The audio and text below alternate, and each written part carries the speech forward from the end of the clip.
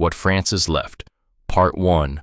The Sound Before the Silence. She had $10 and a canvas bag and a jeweler's loop on a leather cord around her neck that had belonged to her grandmother before it belonged to her, which was not much, which was, if she was being completely straight with herself, nothing at all. The $10 came from Mr. Petrakis on Elm Street in Burlington, who had a bracket clock with a cracked suspension spring and the patience of exactly no one. She had fixed it in 40 minutes on his kitchen table with the screwdrivers she kept in her jacket's inner pocket wrapped in flannel. He had given her the $10 and not made eye contact and said thank you in the voice of someone who expected to be asked for more. She hadn't asked for more. She had walked out into the cold. Vermont in early March had its own particular variety of cold that wasn't dramatic. It didn't come at you. It just arrived and stayed the way a bad memory stayed, not screaming but constant, present at the edges of every breath. She walked with her chin down and the loop pressed against her sternum under her jacket and the canvas bag on her shoulder and the $10 folded twice in her jacket pocket. She had been walking and not walking for 3 years, since Frances.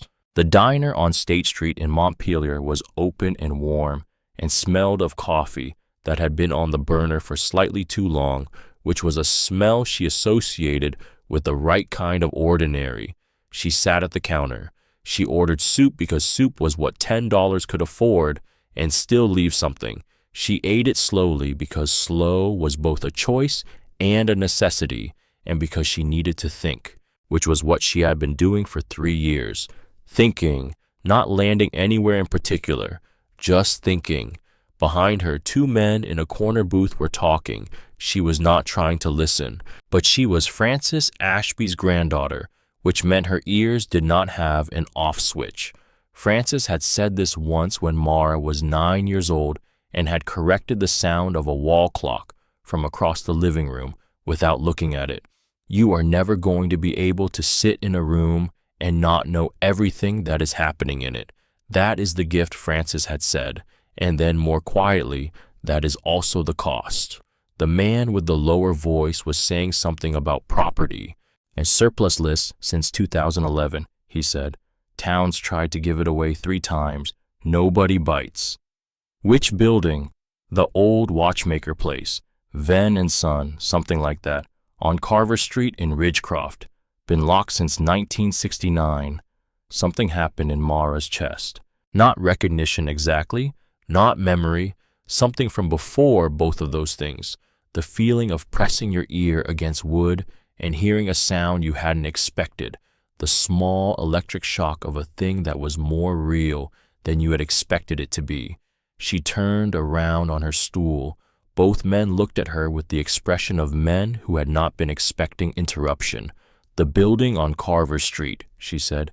Is it still standing? The one with the lower voice was in his 60s.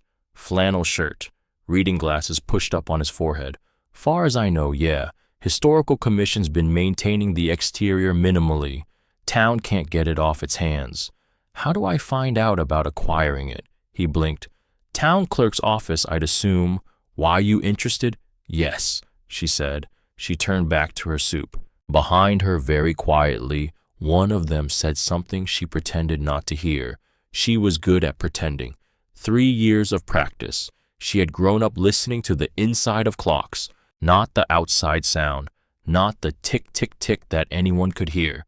The inside sound, the specific small language of a mainspring unwinding through a gear train, the click and release of an escapement, the almost inaudible swing of a balance wheel calibrated to the exact frequency a clockmaker had decided it should move at, which was the frequency of keeping correct time, which was in its own way a kind of keeping faith. Frances Ashby had taught her to hear that language when she was 6 years old. Frances had been a watch and clock repair woman in a small shop on Main Street in Barre, Vermont for 31 years, not because she had planned it, because a man named Mr. Copley, who ran the shop and who had been looking for someone with a particular gift for most of his working life, had hired her at 19 to sweep floors and answer the telephone, and had discovered within her first month that the new shopgirl could hear a watch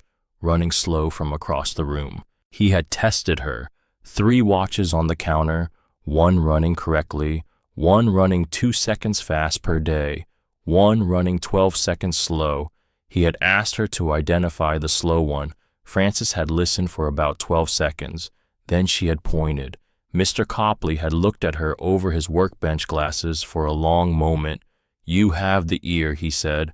"I have been looking for someone with the ear since before you were born." He had trained her across 4 years, everything he knew, how to take apart a movement without losing any of the 243 parts that constituted a good pocket watch, how to clean each component with benzene and a horsehair brush, so fine it was barely distinguishable from air, how to hear whether an escapement was balanced by listening to the symmetry of its tick rather than by measuring it with instruments, how to know from the sound alone whether a mainspring was fatigued or merely dirty or simply tired from carrying too much weight for too long. Frances had learned quickly. She had learned because she could hear things that instruments sometimes struggled to measure. She could hear in the sound of a clock whether something was wearing wrong before the wearing became damage.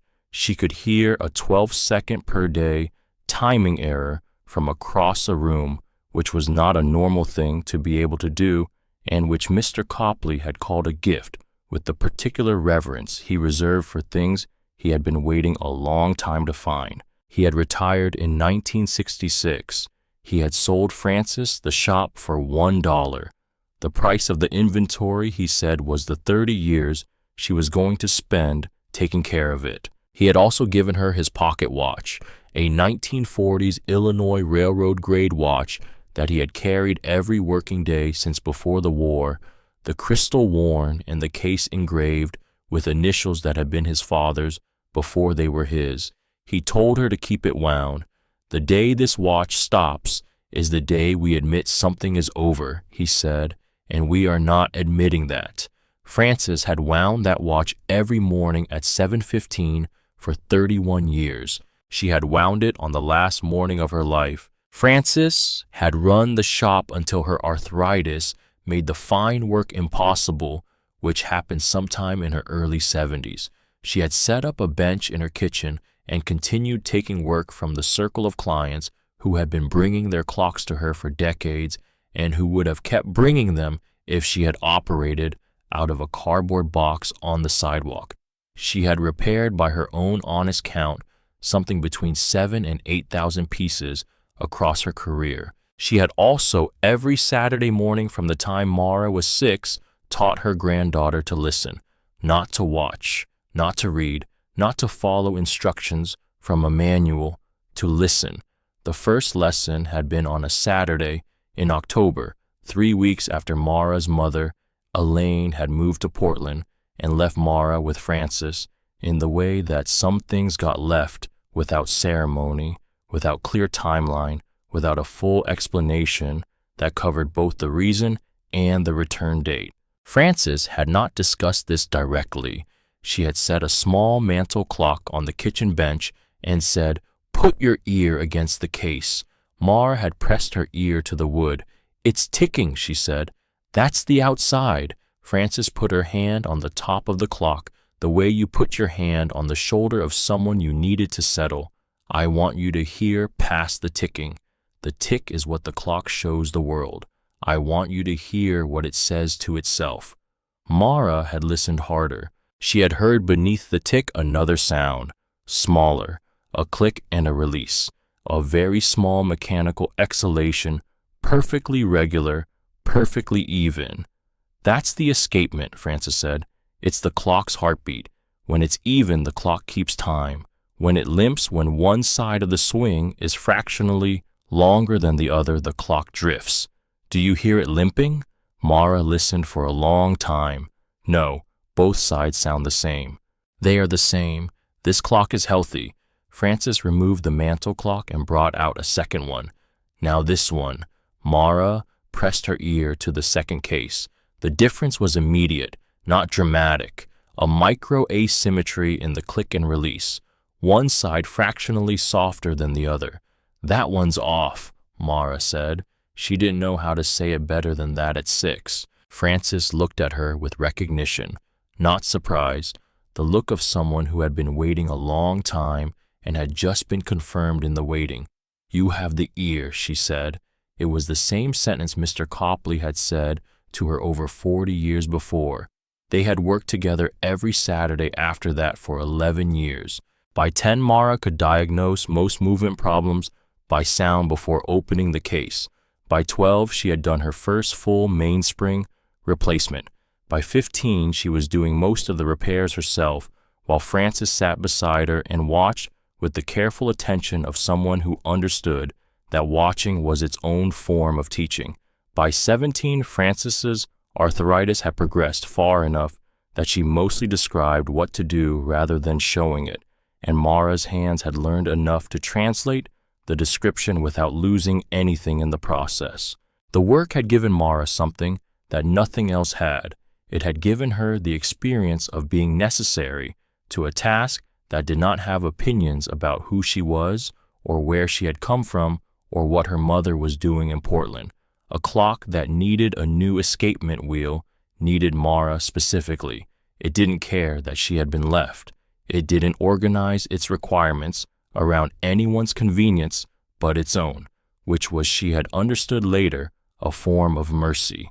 Frances had died on a Saturday morning when Mara was 17, a cardiac event at the kitchen bench. She had been holding a client's pocket watch, a 1940s Waltham that a woman in Montpellier had brought in because it was her father's and it hadn't run in 20 years. Frances had set it carefully on the bench mat before she died, which was exactly what Frances would do, because a watch set down carelessly could be damaged, and Frances did not damage watches. Mara had taken the loop, the set of screwdrivers, the wooden stool, the photograph of Frances at the shop bench in 1979, loop in her eye, a clock movement open in front of her, a small tin of clock oil that had lived on the kitchen shelf for 30 years and was still viscous and effective, and Mr. Copley's pocket watch, the Illinois Railroad piece, with the worn crystal and the engraved initials which Frances had wound every morning at 7:15 for 31 years. The Ashby house and everything else in it had been handled by people Mara had no claim on. The 3 years after that had been what they had been, which was not worth describing in detail, which was the kind of hard that didn't advertise itself. She had found work where she could find it. She had fixed clocks wherever she was. She had kept the loop around her neck and the screwdrivers wrapped in their flannel, and she had not once set either of them down for good, because setting them down for good would have been saying something she was not willing to say about herself or about Frances or about what the work meant. She walked to the Ridgecroft town clerk's office the morning after the diner, an hour and 40 minutes on a bus, and then 12 minutes on foot in the cold. The office was in a white clapboard municipal building on the town green next to a post office and a small library with a sign in the window about overdue fines. She pushed open the door. The woman behind the counter was 65 years old and had the organized stillness of someone who had spent decades processing other people's paperwork with complete accuracy and no drama. Silver hair, reading glasses on a beaded chain, a desk so clean it looked like a statement of intent rather than a working surface. She looked at Mara for a moment. "You're here about the Venn building," she said, not a question. Mara stopped. "How did you—" "The surplus listing was updated yesterday with a note about a prospective buyer inquiry." Mrs. Braun looked at her over her glasses. "Small town. The clerk handles the listing updates." She reached for a file that appeared to have been maintained for exactly this contingency. "Venn and Son timepieces, Carver Street, closed 1969. The building has been on our surplus list since 2011. Before that, it was under Historic Preservation Review, which ran out of funding." "How much?" Mrs. Braun looked at her. The town, she said, would accept $10 and a written commitment to maintain the structure. Mara put the $10 on the counter. Mrs. Braun looked at the bills, then at Mara. Then she stamped the deed with the specific finality of someone who had been doing this for 35 years and understood that paperwork done correctly was itself a form of permanence. She set the deed on the counter. Then she opened the top drawer of her desk and produced a key on a leather fob, brass, heavy, worn smooth in the way of keys that had been held and turned and held again across a very long time. Silas Venn locked that door on November 15th, 1969, Mrs. Braun said. He walked this key to this office and he said, "Hold this for whoever comes.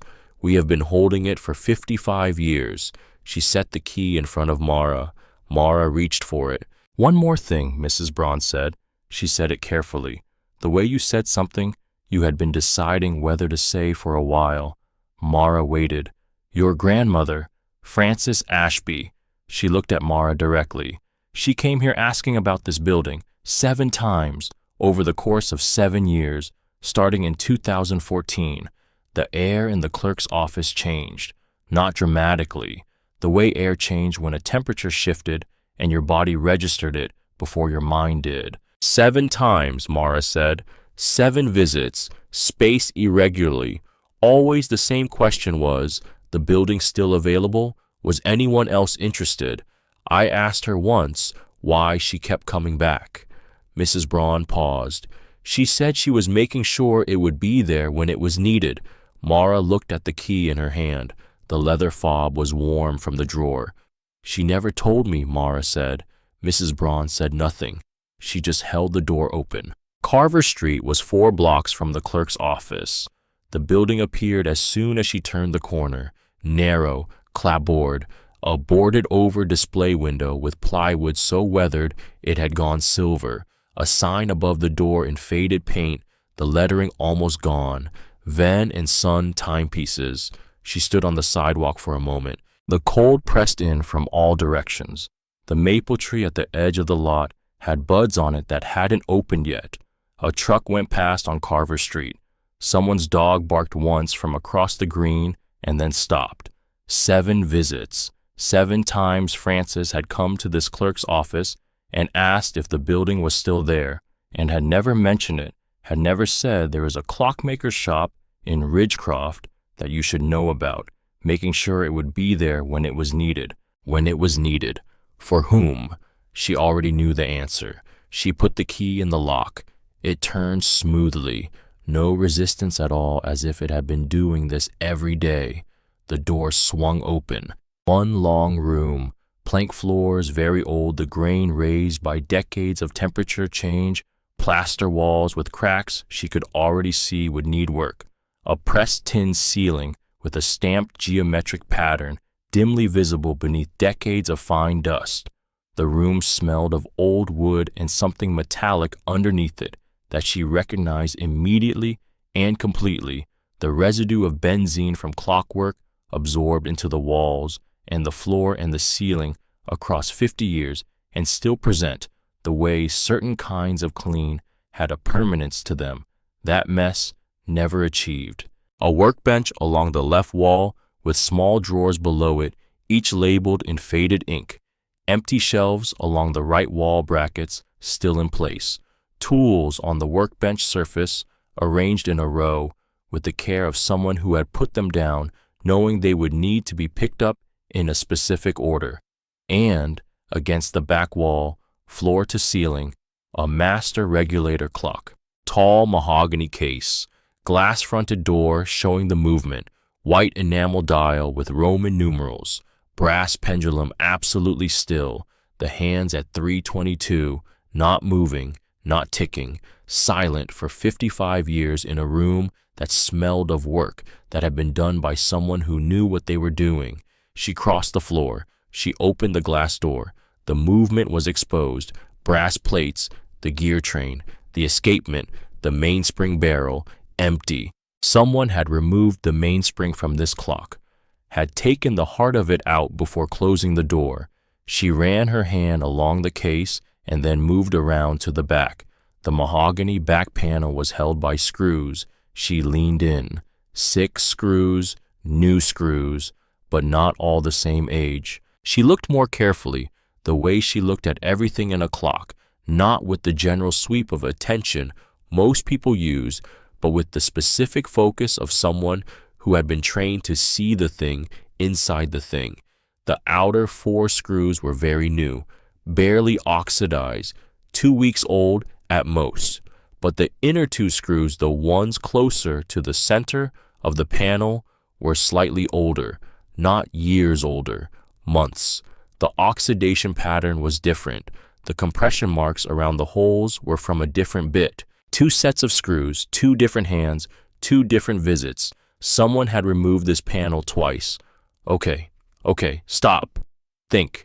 2 people came here before you, 2 different times. Neither of them found what they were looking for, or the panel would still be open. Both of them were careful enough to put the screws back. Neither of them was careful enough to use the right screws. She went back to the clerk's office. Mrs. Braun looked up when Mara came back through the door. She didn't look surprised. "Someone came here before me," Mara said. "More than once." A pause. "Yes," Mrs. Braun said. "You knew?" "I had a responsibility to report it. I did report it." Mrs. Braun set down her pen. 3 years ago, approximately a week after your grandmother passed, someone accessed the building using a duplicate key. We believe they had a key made from a wax impression at some earlier point. When I noticed signs of entry, I had the locks changed and requested the original key be kept here rather than in the usual lockbox. She paused. "We didn't know who they were. There was no evidence left behind, and the deed was in the town's name, so there was limited legal recourse without identifying the party. And more recently," Mrs. Braun looked at her carefully, "the lock was not compromised this time. We believe someone accessed through the rear window, which the Historical Commission replaced 2 years ago. We found evidence of the visit when we did our quarterly inspection 6 weeks ago. 3 years ago, right after Frances died, someone who knew Frances, someone who knew about this building, someone who had been waiting just as Frances had been waiting for a specific moment to come here." "The week Frances died," Mara said. "Yes. They knew about the shop." "It would seem so." Mara looked at the key in her hand. "Is there anyone who has been asking about this building other than my grandmother?" Mrs. Braun held her gaze for a moment. "There have been other inquiries," she said. "I would need to check the records." "Please," Mara said, "check."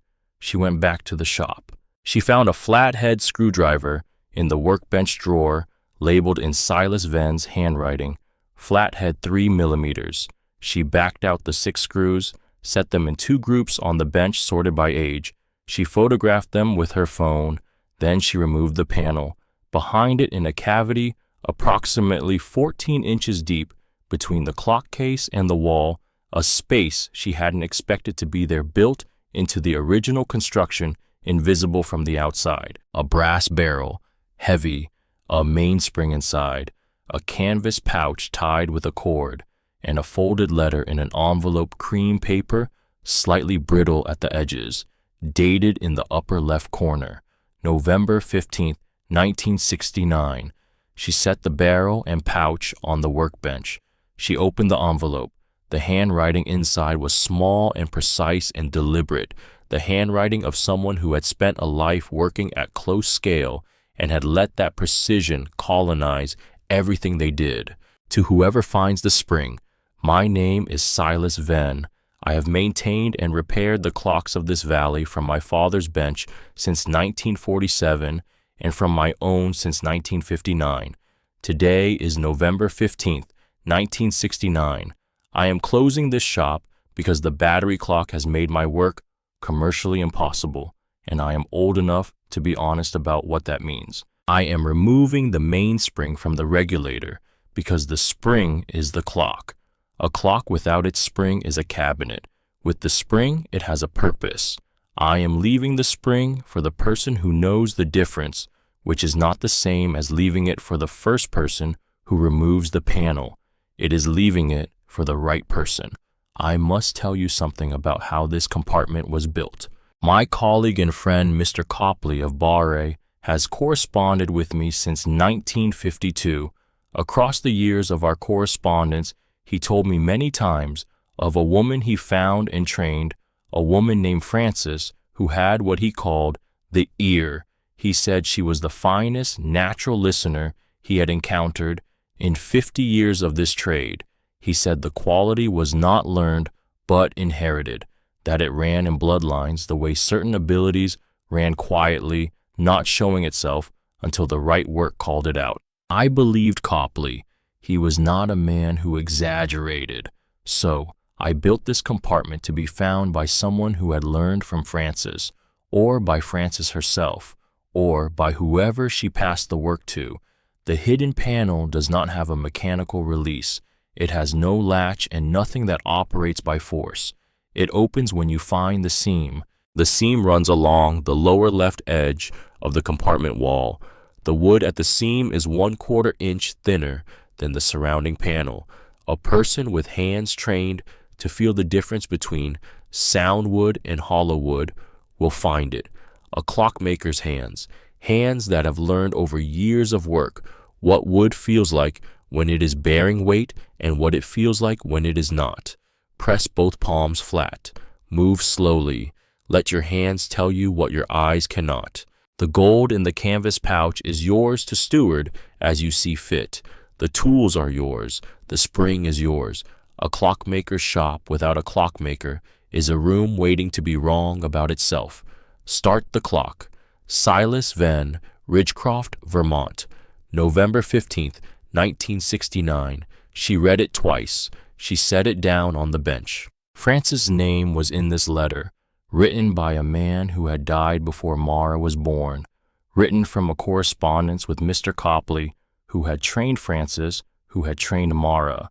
3 people, 1 line, each person teaching the next one how to hear things that couldn't be measured. She pressed both palms flat against the interior wall of the compartment. She moved slowly. Her hands had cleaned mainsprings and balanced wheels and adjusted escapements for 11 years. They knew the difference. She moved them across the plaster surface, and then at the lower left corner, something changed. The resistance under her palms shifted, not dramatically, just the difference between solid and not solid that she had been taught palm by palm, Saturday by Saturday to feel. She pressed gently. The panel shifted inward. Behind it, nothing additional. What she had already found on the bench had come from the primary compartment. This inner space was smaller. She reached in. Her fingers touched something flat. She pulled it out. A photograph, black and white, printed on heavier paper than modern photographs, used the edges slightly curled from years in the dark. A woman sitting at a workbench. This workbench, in this room. She was approximately 40 years old in the photograph. Dark hair, a loop pressed to one eye, her hands positioned over a clock movement that was open on the mat in front of her. She was not looking at the camera. She was looking at the work. Mara knew that posture. She had grown up watching that posture. She had inherited that posture. The woman in the photograph was Frances Ashby, not at her own bench in Barre, not in her kitchen, here in Silas Venn's shop, at Silas Venn's workbench, with a loop in her eye and her hands doing the work and the master regulator visible in the background through the glass door, the pendulum in the photograph hanging still. She was sitting in the second chair, the chair beside the bench, not the master's chair, the chair where the person learning sat, the chair where every student had sat across every tradition of craft, the chair that said, "I am here to receive what you are willing to give." Frances had been in this room, had sat at this bench, had sat in the chair of a student, and had never said a word. Mara set the photograph on the bench beside the letter. She stood very still for a moment. The canvas pouch held coins, 41 of them, gold. She could tell by the density before she opened the pouch fully. She set the pouch beside the photograph.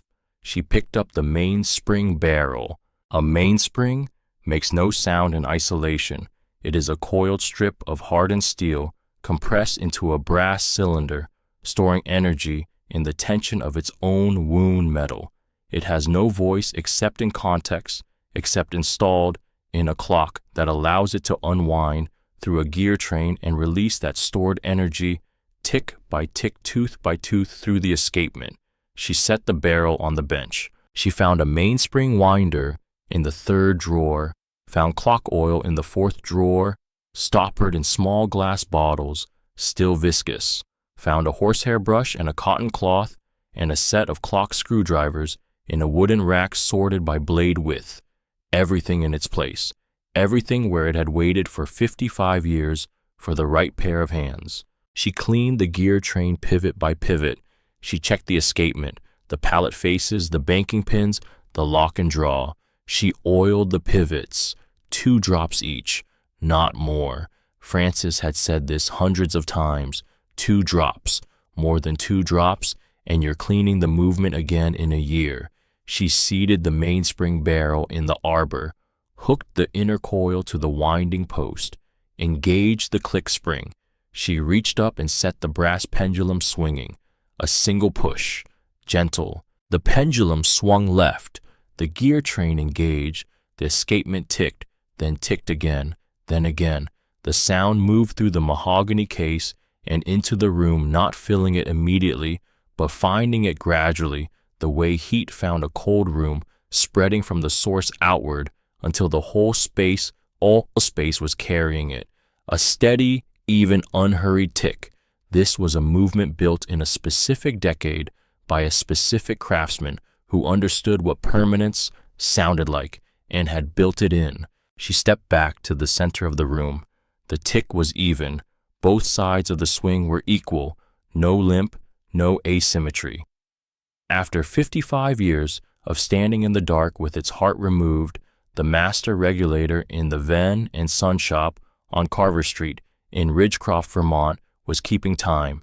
She looked at the photograph of Frances, sitting in the second chair, not the clockmaker's chair, the student's chair. Frances had come here and learned something, had spent time in this room at this bench, had sat in the place where you sat when someone was teaching you, and had then gone home to Barre and had spent years and years transmitting what she had received to a girl on a wooden stool in a kitchen on a Saturday morning. Every Saturday, for 11 years, the clock ticked behind her. She looked at the letter, at the photograph, at the canvas pouch, and the brass barrel now seated in the movement turning behind the glass door. Silas Venn had written, "I am leaving the spring for the right person." Frances had come here, had learned here, had sat in the second chair, had then spent 11 years of Saturday mornings teaching Mara everything she learned, making sure it would be there when it was needed. The right person. Mara Ashby was 20 years old.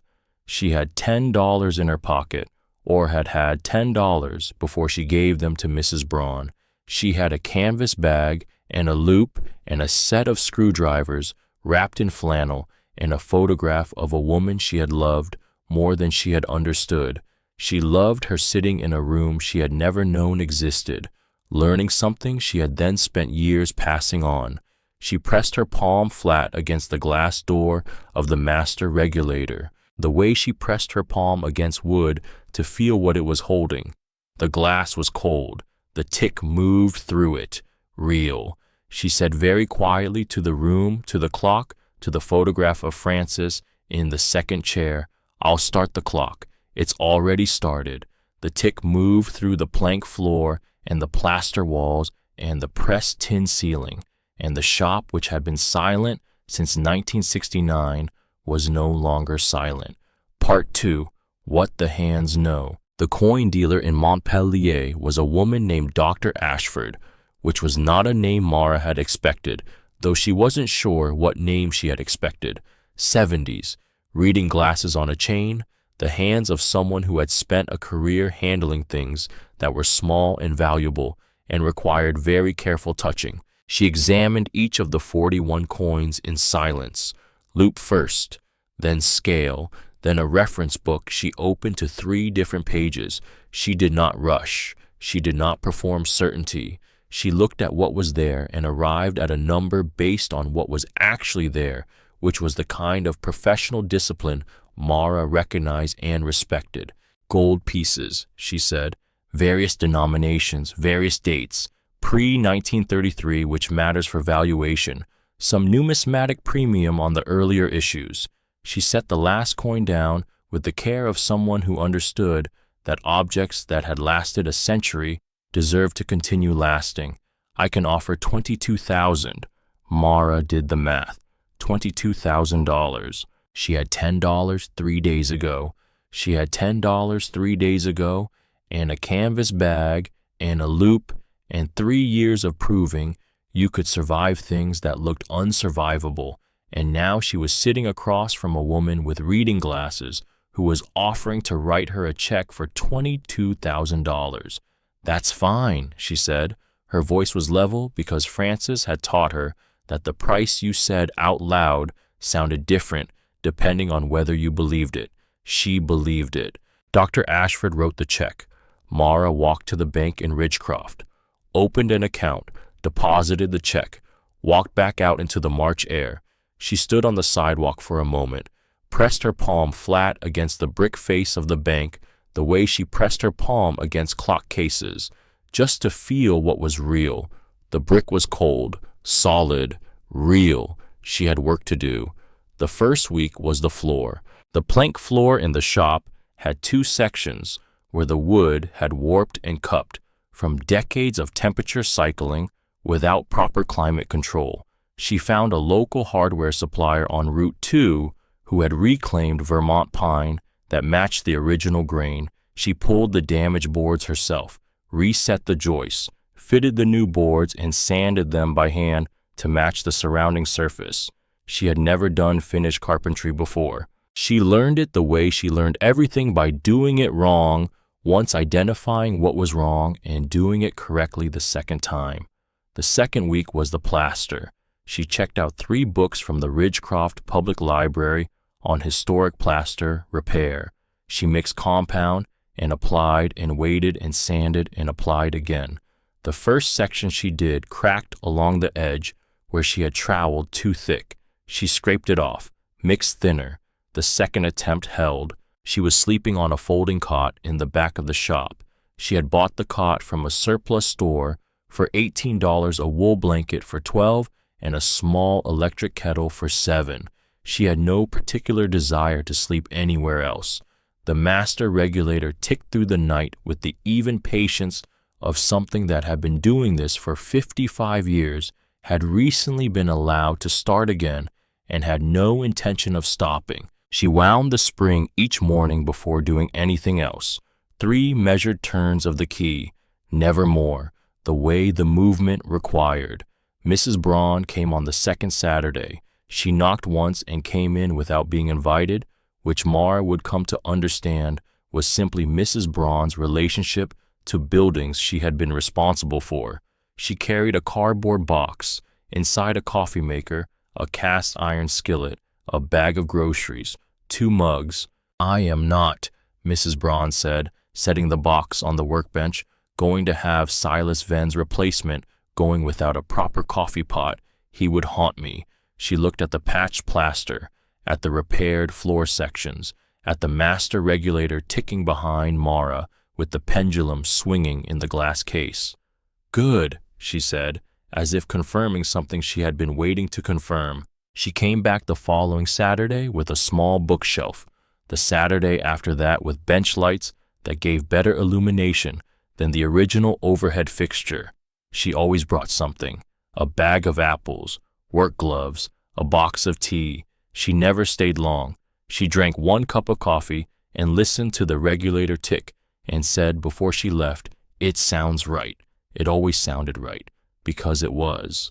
Word spread the way word spread in small Vermont towns, by name, by trust, by the slow economy of reputation that operated in places where everyone knew everyone's everything, and a newcomer either earned a place in that system or didn't. A retired school teacher from the west end of town brought in a bracket clock that had belonged to her parents. She set it on the counter and said, "My father said only one person in this valley could fix these properly. I assumed he meant Silas Venn. I assume you're what he would have said if he'd had more time." Mara repaired it in an afternoon. He told his colleagues. She told her friends. The bracket clock came back correctly regulated, sounding the way it was supposed to sound, and that was the beginning of the word spreading. A man from the farm on Route 9 brought a pocket watch in a canvas pouch that smelled of machine oil. He said it had been in a drawer for 15 years.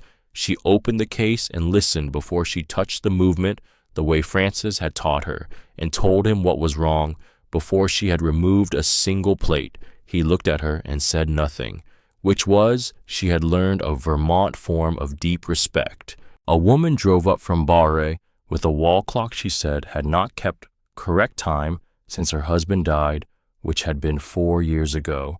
Mara adjusted the escapement and regulated the movement until the tick was even on both sides, and when the woman listened to it running again, she put one hand on the counter to steady herself. "That's the sound," she said. Mara didn't ask which sound. She knew which sound. The sound of something that had stopped and started again.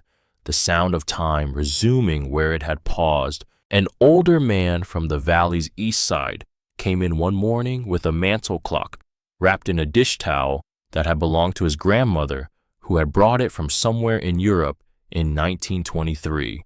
He didn't ask for it to be made new. He asked for it to be made honest again.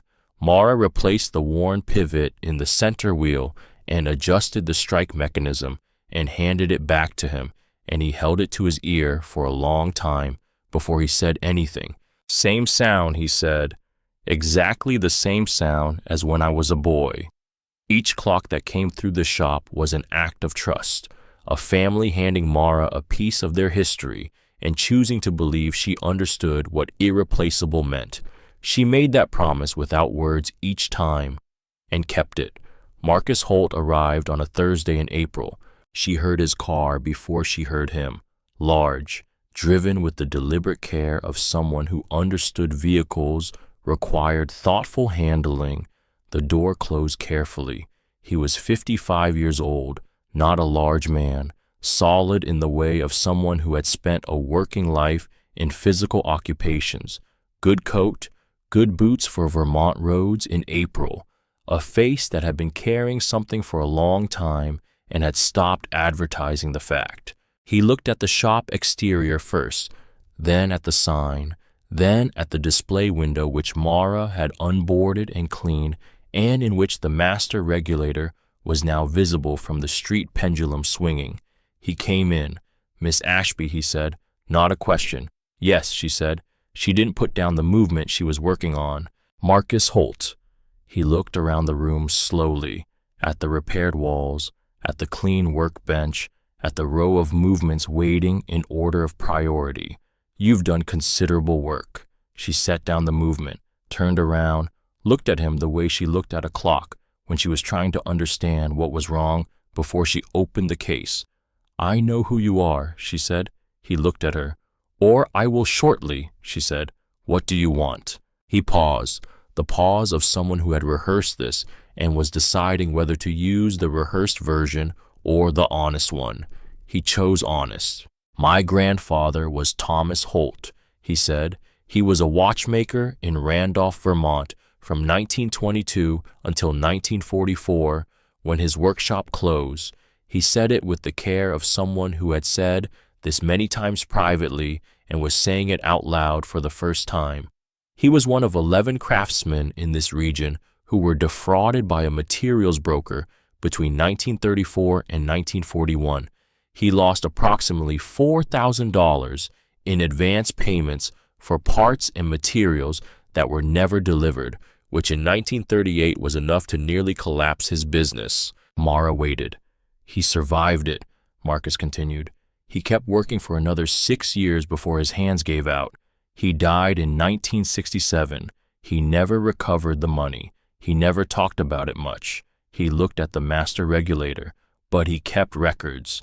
and the records mentioned Silas Venn, and Silas Venn's name was in a letter I found in my grandfather's papers after my father died, a letter from Venn that mentioned the debt, that mentioned Thomas Holt by name.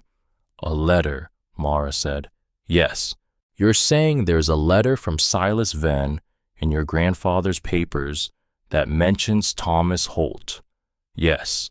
Dated 1968. Venn wrote to my grandfather saying he had been attempting to recover what the broker had taken, that he had not yet succeeded, but intended to continue. He met her eyes. And then Venn closed his shop in 1969, and there was no further contact. Mara looked at him. He looked back. You didn't come about the building, she said. No, you came about the letter. I came about what the letter may say, he said.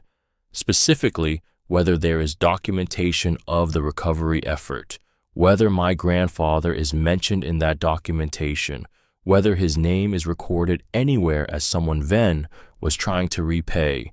He paused. My grandfather went to his grave having lost that money. My father went to his grave not knowing whether anyone ever tried to make it right. I would like to know. The room was very quiet except for the clock.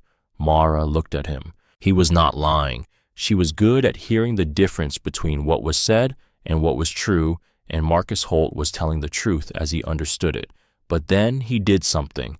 He looked at the master regulator, specifically at the back of the case, visible through the gap between the clock and the wall, and he said, the panel access behind the main case, it's been re-secured recently, and he said it the way someone said something they already knew, not observed, already known. Mara went very still. The panel access behind the main case, that was not a generic description. That was the specific location, the description of someone who had stood in this room and looked at that panel and touched those screws. You were here, she said. He held her gaze. 3 years ago, she said, right after Francis died, you had a key made. A pause. Yes, he said. You took the panel off. I didn't find anything. I replaced it. With new screws. Yes. The clock ticked. Okay. So, the man standing in front of her had been in this room before her, had removed the panel she removed, had looked at the interior of the compartment and found nothing. The mainspring and the gold had been in the secondary compartment, the one behind the one he'd opened. He had found the outer cavity and seen nothing and concluded there was nothing, because he had been looking, not listening, not feeling for wood that was different from the wood around it. You were also here 2 weeks ago, she said. He looked at her. There are 2 sets of screws, she said. The first set you put in 3 years ago, the second set 2 weeks ago, before I came. His jaw set slightly. I thought maybe I'd missed something the first time. You had. She looked at him evenly. You missed it again. The silence that followed was several seconds long. I'm not asking for money, he said. I want you to understand that clearly. I am not making any legal claim on this property or its contents. What I'm asking for is documentation. If there is any record that Silas Venn attempted to repay my grandfather's loss, even a notation, even an indirect mention, I would like to know it exists. For my family. He paused. That's the whole of it. Mara looked at him. She looked at the letter on the shelf above the workbench. The letter from Silas Venn that mentioned Francis's name and contained, she hadn't yet fully explored whatever records or notations Venn had made before closing the shop. She could hand him the letter right now. She could let him read it, let him find whatever was there, let whatever this was become whatever it needed to become, and everything would stop. The uncertainty would stop. The sense of standing on ground she didn't fully understand yet would stop. She could hand one man one document and step back and let it be simple. She thought about Francis coming to Mrs. Braun 7 times over 7 years to make sure this building was still available. Francis hadn't said, make sure it's available if someone needs it. She had said, make sure it's there when it's needed. Not for Marcus Holt, for something else, for something Mara didn't fully understand yet. I need more time, Mara said. He looked at her. I have been in this building for 5 weeks. I haven't fully understood what's here yet. I am not going to make decisions about documents I haven't fully read. That's fair, he said. I'm not saying no, I'm saying not yet. That's fair, he said again. He left. She stood in the center of the room after the door closed and listened to her breathing until it evened. That evening, she sat on the floor with her back against the master regulator case and held the letter from Silas Venn and read it again and then a third time. She looked for Thomas Holt's name. She didn't find it, which didn't mean it wasn't there. The letter was an introduction, not an accounting. The full record, if there was one, might be in the journals, in the workbench drawers, in whatever Silas Venn had left that she hadn't yet found. She thought about Marcus Holt's face when he talked about his grandfather, the combination of grief and need that appeared when someone was trying to recover something for a person they could no longer give it to directly. She understood that combination. She had been living inside it for 3 years. She did not sleep well, but she got up in the morning and wound the spring and made coffee and went back to work, which was what you did. Clara Venn arrived on a Tuesday in May. She drove a practical car from Burlington. She was 40 years old, with the focused, undemonstrative energy of someone who spent their working life in proximity to important objects and had learned that the objects required the attention, not the person providing it.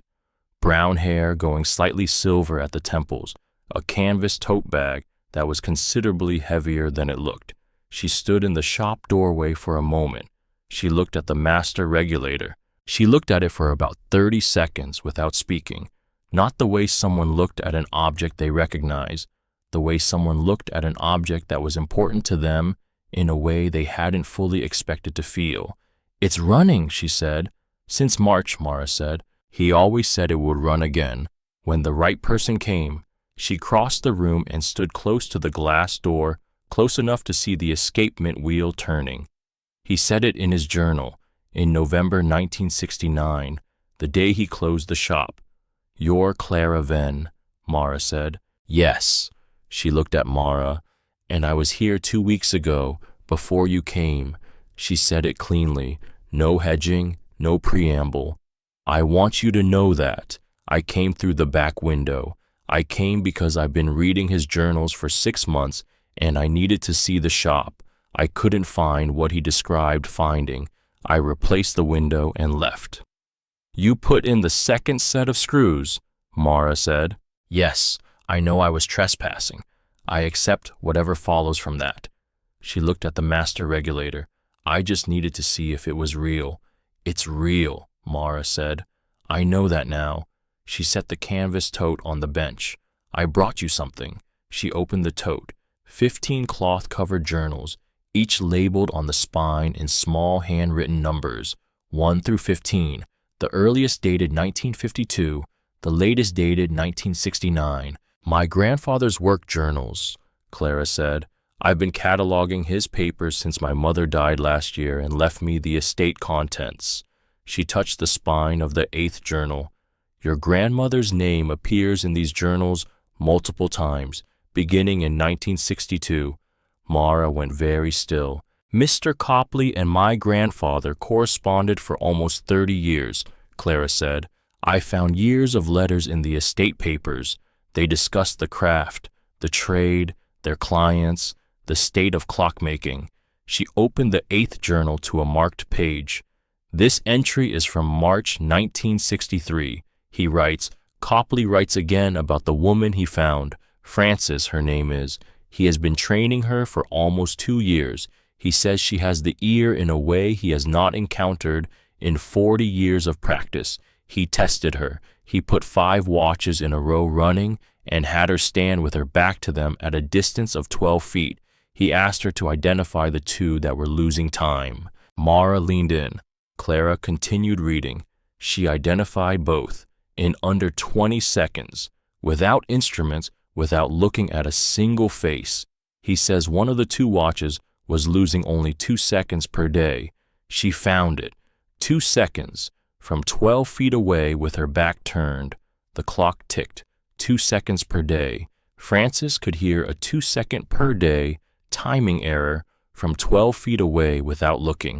Mara had known Frances could hear errors, had grown up watching her hear them, had thought she understood the range of what Frances could do, had spent 11 years beside her, and had built a mental picture of her grandmother's ability. She had not understood the range, not even close. A 2-second per day timing error was the threshold of detection for professional timing instruments. The difference between a watch that kept perfect time and one that lost 2 seconds per day was a difference of barely 1 part in 43,000. 2 seconds in an entire day, a fraction of a fraction. Frances had heard that. From across a room, without looking, Mara pressed her palms flat on the bench. He writes about her again in 1966, Clara continued turning pages, and in 1968 she turned carefully. And then in November 1969, on the day he closed the shop, he writes this. She found the page. I have left everything as it should be. Copley's Frances will come, or her student will come, or someone she made will come. They will know how to find the compartment. They will know what to do with what is inside. I have written this in the letter I am leaving with the spring, so they will understand the chain. The chain does not break. It has never broken yet. Mara looked at the clock, at the pendulum swinging behind the glass. The chain does not break. She thought about Frances on the bench in the photograph, the second chair, the student's chair, Frances sitting in the student's chair in this room, learning something that she then carried back to Bari and spent 11 years of Saturday mornings transmitting. She came here, Mara said. Yes, Clara said. He writes about her visit in the supplemental notebook, the one that wasn't part of the 15. She reached into the tote and brought out a smaller journal, its cover more worn. 1984, summer. He writes, Frances Ashby came, Copley student now 30 years in the trade herself. She wrote to me through Copley's old address. She came from Bari. She stayed 3 days. I taught her everything I still had left to teach. Her hands know more than she gives herself credit for. I showed her where the secondary compartment was. I showed her how to feel the seam. She found it in 11 minutes.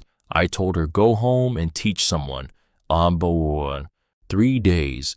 Frances had come here and spent 3 days learning from the last true clockmaker of the valley, and then had gone back to Bari, and had spent the next 11 years of Saturday mornings teaching Mara every single thing she had received. She never told me, Mara said. No, Clara said. Why? Clara looked at her for a moment. I've been trying to answer that. My grandfather didn't record her answer if she gave one, but in 1984, you weren't born yet. Frances knew the gift, but not the recipient. And later, when you were there, maybe she thought it was better if you found it yourself, if you came to it the way she came to it, without being told, without being given a destination, just being given the tools and Saturday morning and 11 years, and then your hands will know what to do when you need them to. I'm not here about the gold coins, Clara said. I want to say that clearly. I don't have any claim to the estate contents. My grandfather left what he left for exactly who he left it for. I came because I wanted to understand why he spent the last year of his life writing about a chain of people he had never fully met. She looked at Mara. I understand it now. She stayed for 4 hours. She was not a clockmaker. She was a museum curator with a historian's understanding of how objects accumulated meaning across time. She talked about the other craftsmen of the valley, what she had found in her grandfather's papers about them, their shops, their families. She talked about the specific culture of watch and clock repair in mid-century Vermont, which had been more than a trade, had been a form of relationship between people and their own histories. She talked about Thomas Holt. My grandfather mentions him multiple times, she said. Thomas Holt of Randolph. He was on the list of 11.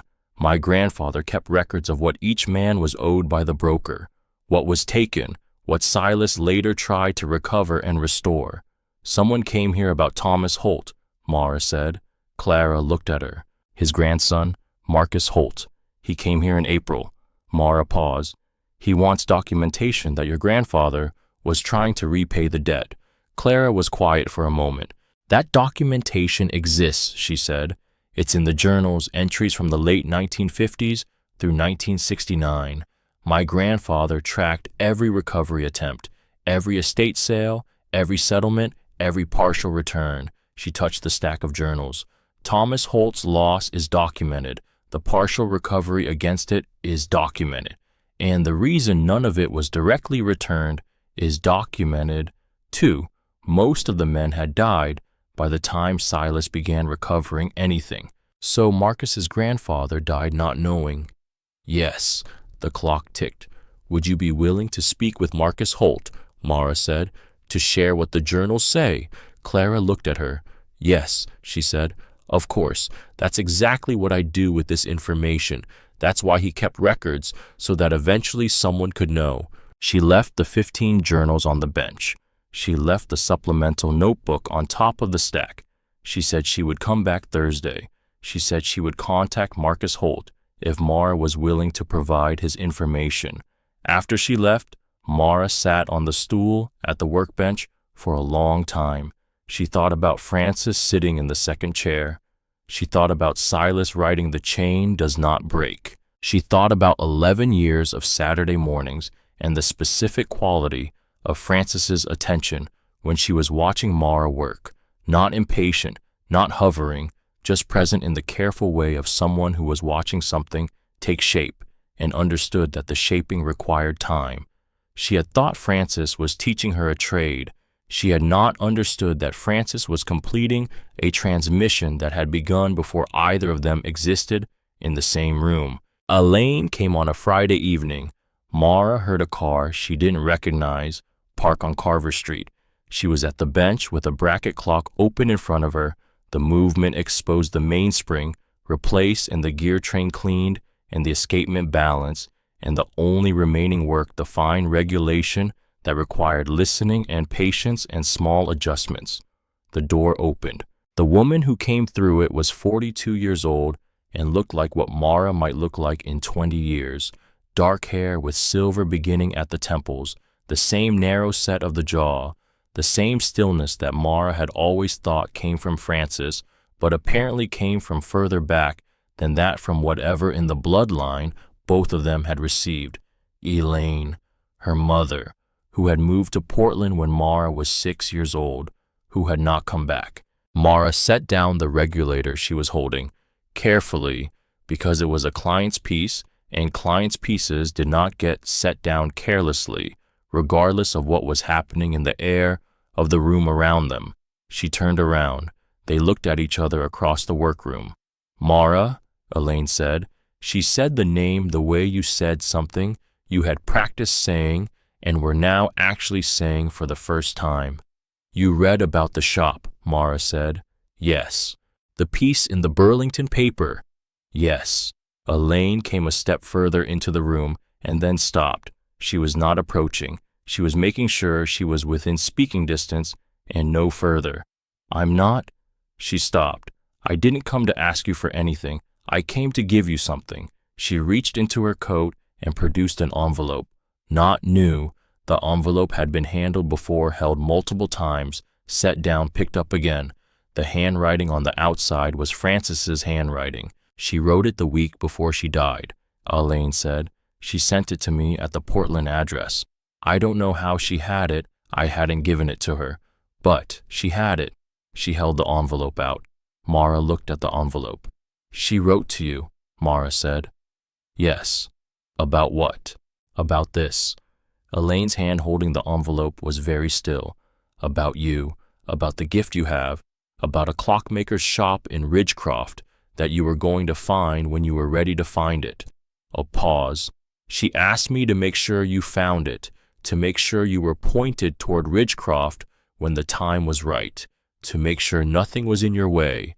Her voice, which had been steady, became something more fragile.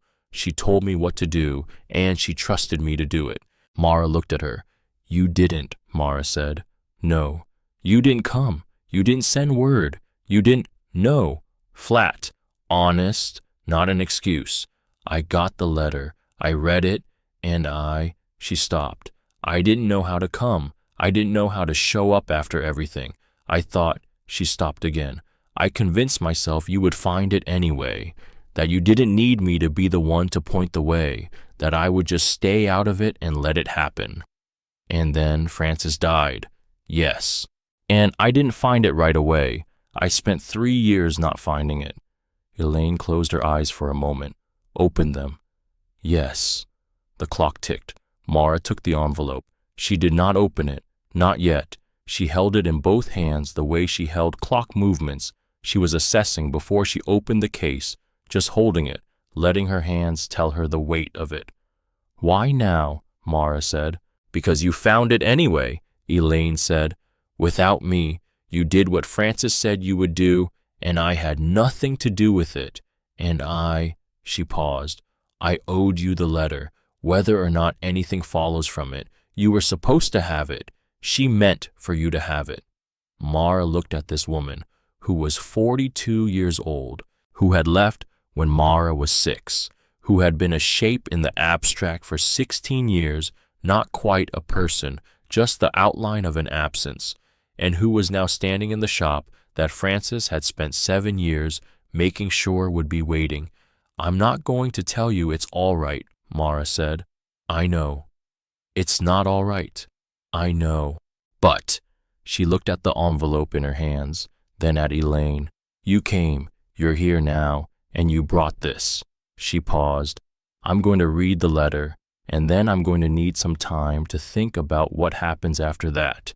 Elaine looked at her. She looked like someone who had expected less composure. Okay, Elaine said. Okay, Mara said. Elaine left. The door closed.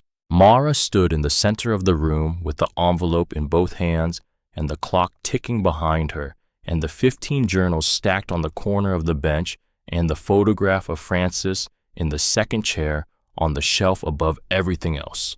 3 visits, 3 arrivals, a man carrying grief for his grandfather, a woman carrying his grandfather's history in 15 bound journals, and now this, an envelope in Frances's handwriting from a week before she died. She sat on the stool. She set the envelope on the bench. She didn't open it yet, because some things required sitting with the weight of them before you could bear to see what was inside, because Frances had taught her that too, not in words, in the way she handled the really damaged pieces, the ones that had been wound too hard or dropped or stored wrong. She would set them on the bench and sit with them first. Just sit. Just let the thing be what it was before deciding what it needed. Mara sat with the envelope. The clock ticked, even, unhurried, certain, the sound of something built to last and doing exactly that. Part 3. The second chair. She opened the letter that night. After the clock was wound and the cot was laid out and the bench light was off, and the only light in the room came from the small lamp she'd set on the floor near the door, Mara sat on the wooden stool and held the envelope and finally opened it.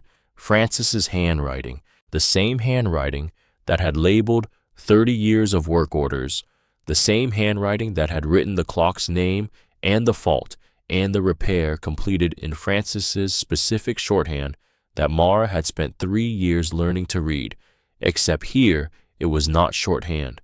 Here, it was the full handwriting, the slow, deliberate version that Frances used when she was writing something that needed to last.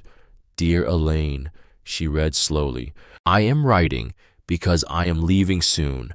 I don't know exactly when, but my heart has been telling me for a while that we're in the last portion, and I have learned to listen when things tell me their nature. There are things I need to say about Mara. She has the ear. I have never said this out loud to anyone because saying it feels too large, like naming something that should stay unnamed, but I am saying it now because you need to understand what she is and what she will be capable of. She can hear a fault in a clock before the fault becomes damage. She can hear whether a movement is wearing wrong by the sound of it running. She can calibrate an escapement by listening to it without instruments and achieve what a timing machine would achieve. In 31 years of this work, I have not encountered this in any person except myself, and in me it was less. This is what she is. And she is also a 20-year-old girl who has spent her life making herself smaller than she needs to be, which is something I could not undo entirely, and which I tried very hard to undo, and which I think she is going to have to finish undoing herself out in the world in situations I cannot prepare her for from this kitchen. There is a clockmaker's shop in Ridgecroft, Vermont, Carver Street, Venn and Son timepieces. It has been closed since 1969, and the town has held the deed in surplus since 2011. I have been checking on it for years, making sure it stays available, making sure it doesn't get sold to someone who doesn't understand what it is. What it is a place for Mara. Silas Venn left it for exactly this purpose. I know because I visited him in 1984, and he told me. He said, whoever has the ear after you send them, the shop will be ready. He left tools and a mainspring and a letter and everything a person needs to start. He said it was a gift for the next clockmaker of the valley, whoever that turned out to be. I have not told Mara about it. I want her to walk through that door on her own terms, not because I pointed her there. I want her to find it the way I found it, by following what she was trained to follow, which is the sound of things, which always eventually leads somewhere, but she needs someone to make sure nothing is in the way. Elaine, I am asking you to be that person. I know what I am asking. I know what you owe her, and I know you know it too. I am not asking you to fix everything. I am asking you to do this one thing. Make sure when the time is right that she finds Ridgecroft. Make sure the building is available. Make sure nobody has bought it out from under her before she gets there. And if she needs a reason to go, give her one. Any reason. Just get her moving in that direction. You owe her something. I am giving you a way to pay part of it. That's all this is. Do this and you will have done something worth doing. I love you both. Francis. Mara set the letter on her knee. She sat with it for a long time. The clock ticked.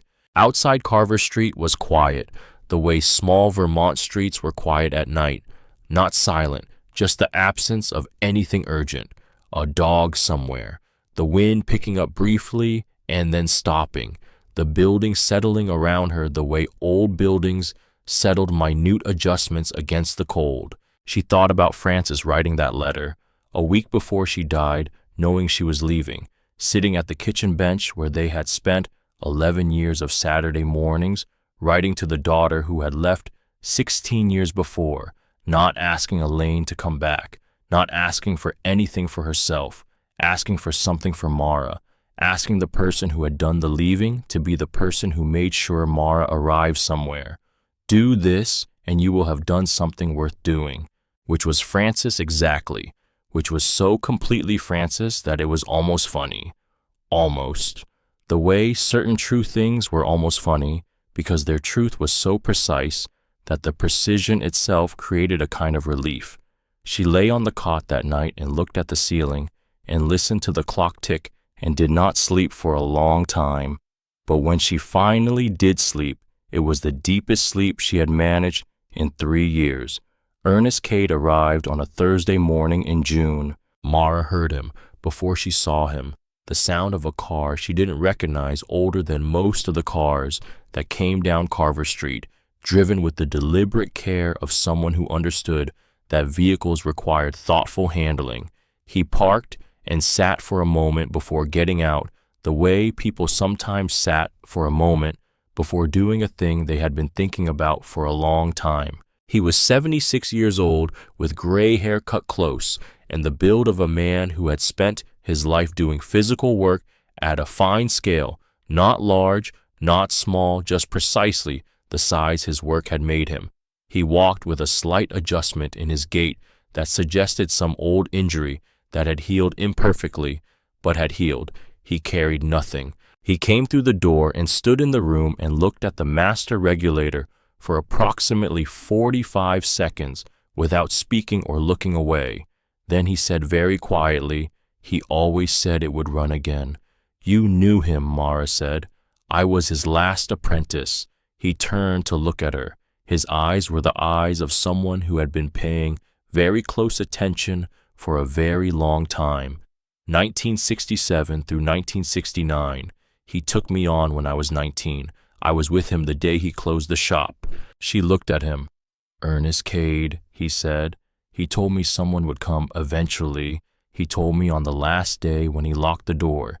He said, keep the building sound and keep it in the town's hands. Don't let anyone buy it.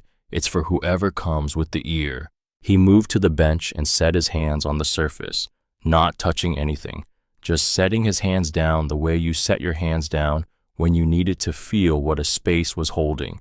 His hands were the hands of someone who had spent decades in fine work, not fine in the sense of delicate, fine in the sense of precise, the kind of hands that had learned to feel things that other people measured. "You've been maintaining the building," Mara said, "since 1969. He looked at the repaired plaster, the refinished floor sections, or I was until the Historical Commission took over the exterior work. After that, I stayed involved at the structural level, making sure the foundation was sound, making sure the roof held." He paused. "It needed a new roof in 2003. I put it on myself." She looked at him. "Why?" she said. He smiled, not wide, just the small smile of someone who had been waiting a long time to have this conversation. "Because Francis Ashby asked me to," he said. "The room changed, not dramatically, the way rooms change when the important thing arrived, a shift in the air, a settling. I was here in 1984, he said, when she came. I was doing maintenance on the east wall, some moisture damage that needed addressing. She arrived with a letter she'd sent to Silas's old address, and which I had collected because I still collected his mail by then." He looked at Mara's face. "She spent 3 days here. Silas came from Randolph. He had moved to Randolph by then, after he sold his house, and he taught her. I stayed. I did the work I'd come to do, and I didn't intrude, but I was here." "You took the photograph," Mara said. He looked at the shelf above the workbench where the photograph of Frances sat in the second chair. "Yes," he said. "She was sitting there and Silas was at the main bench and they were working on the regulator movement. He had taught her to do a full regulation by ear and she was practicing, and I thought this should be documented, so I took the photograph." He paused. "She didn't know I was going to. I showed her afterward." "What did she say?" He was quiet for a moment. "She said I'm going home to teach someone everything I just learned, and that person is going to come here one day." She said it simply, like it was a fact she already knew, not a prediction. He looked at Mara. "She asked me to keep the building ready, to make sure it stayed in the town's hands and didn't decay beyond function.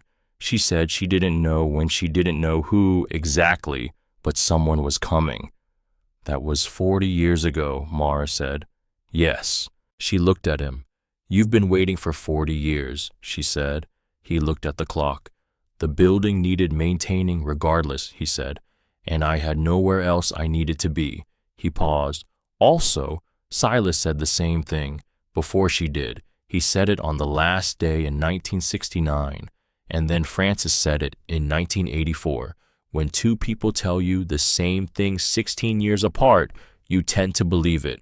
She had been told things in her life. She had been told she was temporary, that she was second, that she was contingent on other people's primary arrangements. She had been told this not with words, but with the architecture of every situation she had lived inside from the time she was 6 years old. She had not been told, not clearly, not directly, that anything was being held for her, that anything was being maintained, that 40 years of a man keeping a roof sound and a foundation solid was in some specific way being done on her behalf. The clock ticked. She needed a minute. She turned to the bench and picked up the movement she'd been working on before Ernest arrived, and she regulated the escapement, 1/4 turn at a time, listening while he stood and waited with the patience of someone who had been waiting for decades and found a few more minutes entirely manageable. When she set the movement down, her hands were steady. "I have 15 journals," she said. "Silas's work journals. There's something in them I need help understanding." "Then let's understand it," Ernest said. They sat at the bench together. She brought the journals from the shelf where Clara had left them, stacked and organized and marked with small slips of paper at relevant entries. Ernest moved through them, the way someone moved through a space they had been in before, not unfamiliar, just seeing it differently now. He touched the spines of the journals with his fingertips, feeling the cloth covers, and she noticed he spent a moment longer on each one than strictly necessary. She was about to ask why when he turned and explained without being asked. "I'm partially deaf," he said. "Left ear mostly. An accident about 20 years ago. Machine that should have been secured." He looked at his hands. "I adapted. The hands take on more of the work when the ears give out." He touched the bench surface. "I can feel the vibration of a movement through a workbench surface from 10 feet away. Different sensation than hearing it, but sufficient." She understood suddenly what Francis had built into her, not just the ear, the hands. Francis had not simply been teaching Mara to hear clocks for 11 years. She had been building the secondary knowledge alongside the primary one, the tactile understanding that would back up the auditory one, the hands learning what the ears knew, so that if one went, the other remained, so she could listen in whatever way the work required. Ernest opened the 12th journal, turned pages. "Here," he said. The entry was dated October 1958. She read, "The spring fund Silas had written has been formalized as of this date. The 11 men have each agreed to contribute according to their means. Thomas Holt of Randolph contributes his share as documented below. The fund will grow and be maintained in convertible form until the right person arrives to receive it. This is not compensation. This is not recovery of the broker's theft. This is the 11 of us deciding together what we will do with what was taken from us, which is to transform it into something it was not before, which is a beginning for someone who has not yet begun." Mara read it twice, then a third time. The spring fund. Not recovered money, not money Silas had gathered from the broker's estate. Money the 11 men had contributed, voluntarily, each according to his means. Thomas Holt of Randolph contributing his share. She turned to the next marked entry, and the next. Across a dozen entries, in 3 different journals, Silas had documented each contribution, each purchase of gold, each addition to the fund with the precision of a man who understood that records were how the future knew what the past intended. And at the end of the last entry, November 1969, the day he closed the shop, the fund now totals what has been accumulated across 20 years of contributions and maintenance. I am placing it with the spring in the compartment for whoever comes with the ear. They will know what it represents. They will know what to do with it. The 11 men gave this freely, each making the same decision. We will not let what was taken from us define the end of the story. We will let it define a beginning instead. Thomas Holt.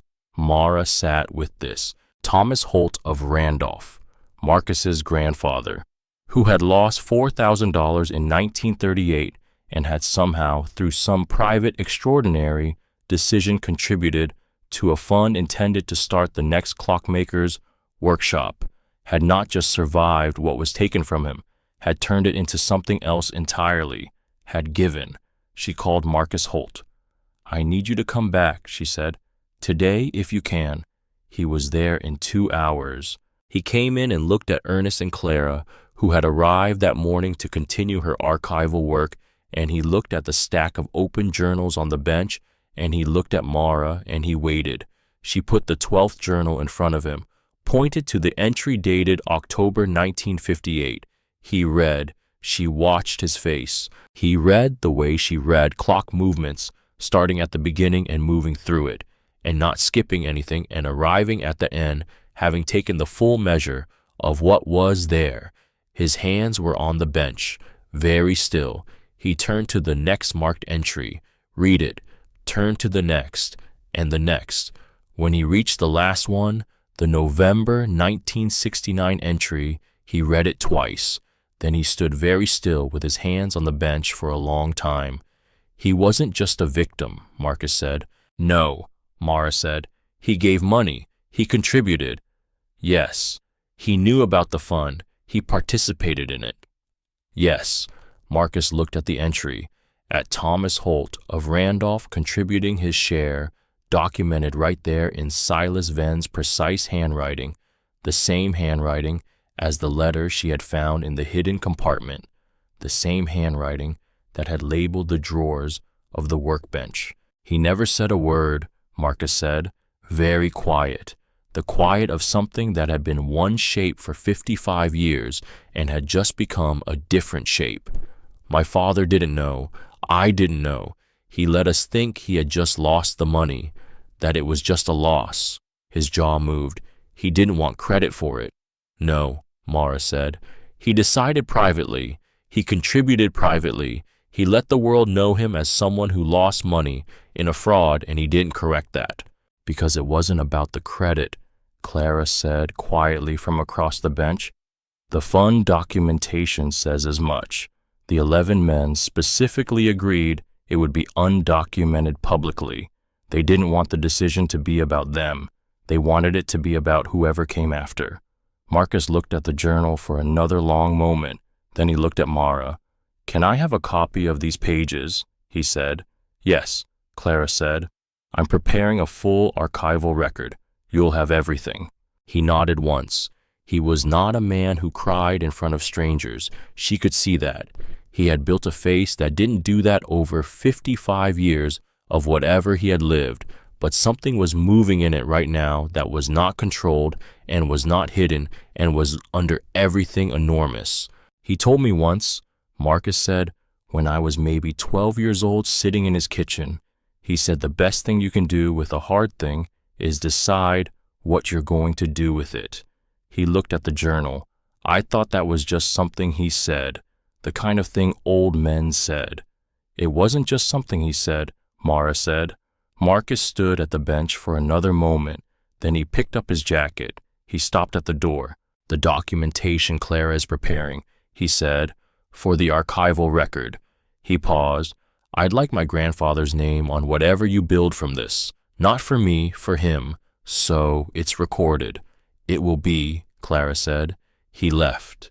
The room was quiet except for the clock. Mara stood at the bench with the open journals in front of her, and Ernest beside her, and Clara across from her, and the photograph of Francis on the shelf above them, all sitting in the second chair, learning from a man who had decided that what was taken from him would not define the end of the story. Ernest was looking at the photograph. You found the secondary compartment faster than she did, he said. She looked at him. She found it in 11 minutes, he said. I timed her. I showed her where it was, and she pressed her palms to the wood and found the seam in 11 minutes. He turned to look at Mara. You found it faster. Because I've been working with my hands longer, Mara said. No, he said, because she prepared your hands better than Silas prepared hers. She had 30 years of teaching by the time she was teaching you, and Silas had almost none. The preparation got better each time. He looked at her directly. Each link in the chain is stronger than the one before it. That's how a good chain works. The chain that had run from Silas to Francis to Mara, that had held through closed shops and arthritis and deaths and 3 years of not knowing where you were going, that had held because at every point along it, someone had decided to teach, to pass something on, to prepare the next pair of hands and ears for what was coming. The chain does not break. It has never broken yet. Clara handled the formal documentation with the efficient thoroughness of someone who had spent 20 years making sure important things were correctly recorded. She prepared the archival record of the Spring Fund, the 11 contributors, and the provenance of the gold.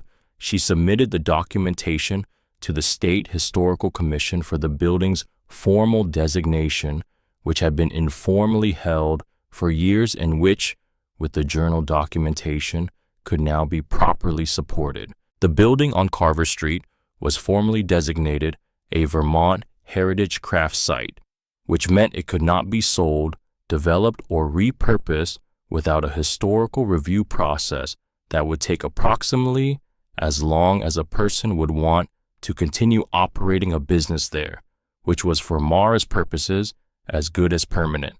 The Venn Ashby Workshop Fund was established in September.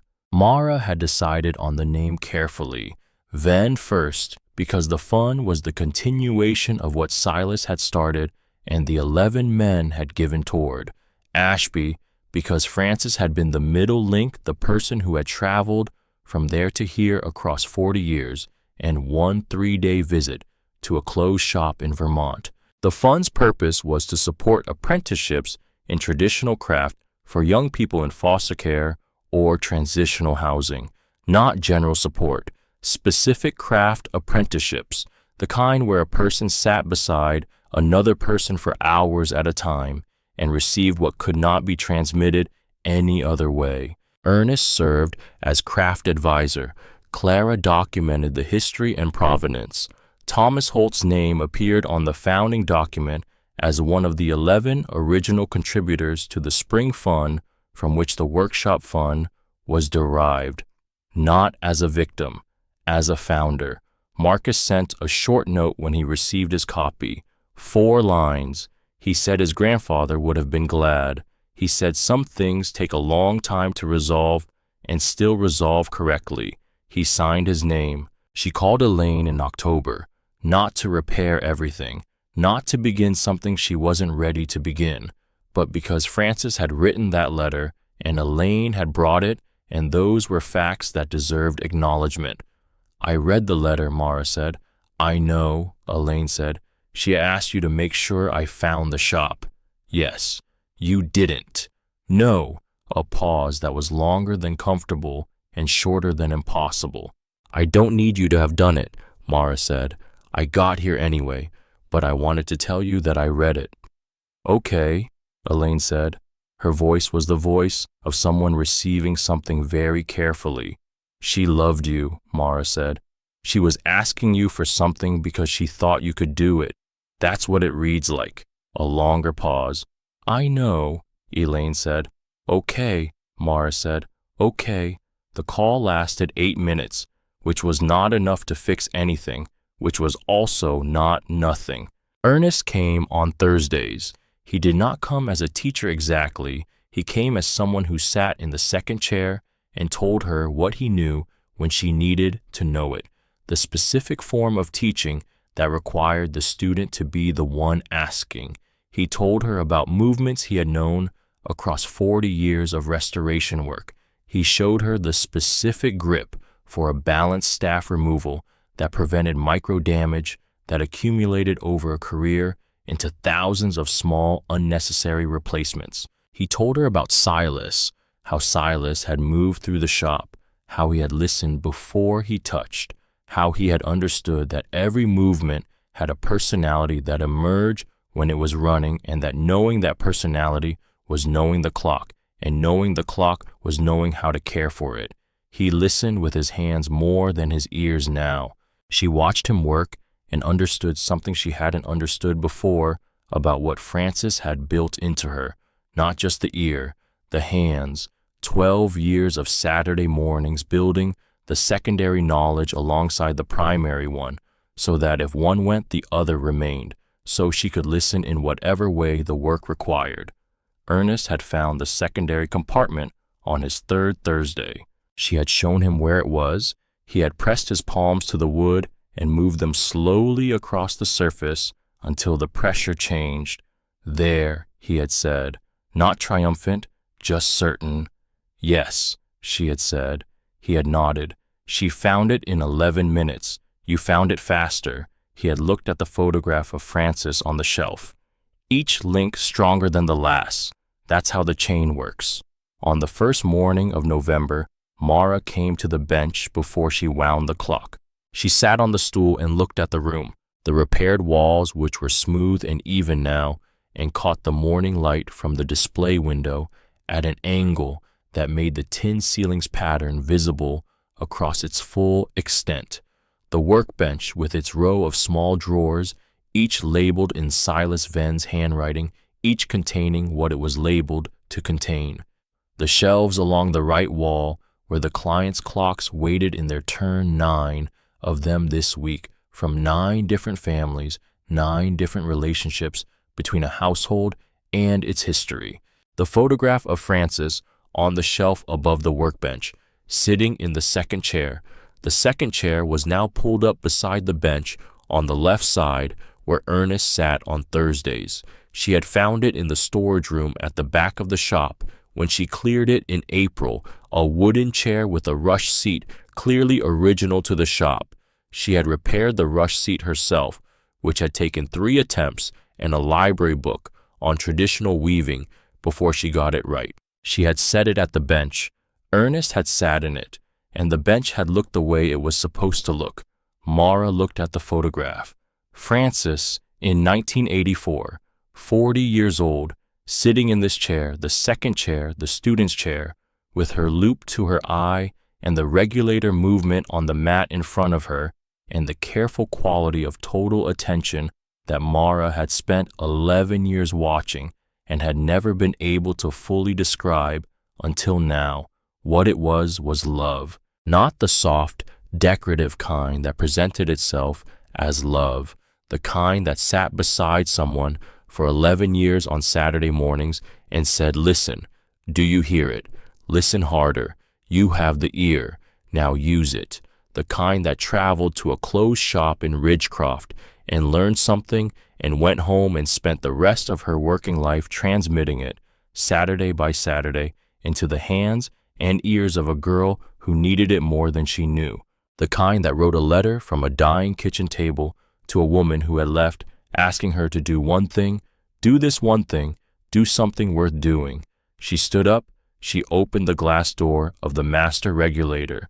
She wound the spring, 3 turns, precisely, the way Silas had engineered it to need the way she wound it every morning at 7:15, because that was the hour Frances had wound Mr. Copley's watch every day for 31 years, and some habits were how you kept faith with the people who taught you.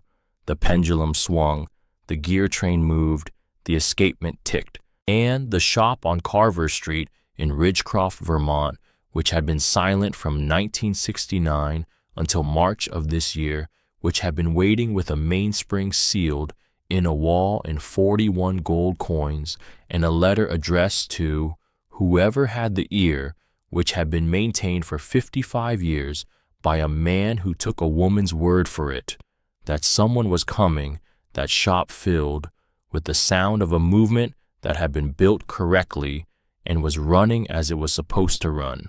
Steady, even, certain. She closed the glass door. She sat back down at the bench. She picked up the movement she had been working on before she stopped to look at the room. A Vienna regulator with a suspension spring that had finally given after years of service. A straightforward repair, a clean problem with a clear solution. She cut the new suspension spring to length, trimmed it with precision, fitted it in place. She set the movement aside for its test run. She looked at the second chair, empty until Thursday, except that it wasn't quite empty, because Mara had spent 11 years watching Frances occupy a version of it, the same chair, different kitchen, same posture, same attention, and knew exactly how it looked when it was occupied by someone who understood what they were there to receive. And so even on the days when no one was sitting in it, The chair carried the shape of that occupancy the way old chairs carried the shape of the people who had sat in them longest. Frances had sat there in 1984 and learned something, had carried it home, had put it piece by piece Saturday morning by Saturday morning into the hands and ears of a girl who needed it, and the girl had grown into a woman who was 20 years old and sitting at the clockmaker's bench in a shop that had been waiting for her, and who wound the spring every morning at 7:15 because the spring needed winding, and the clock needed to run, and the shop needed to sound the way it was supposed to sound. Which was this sound, even on both sides, unhurried, correct. She put on the loop, she bent over the movement, and she listened.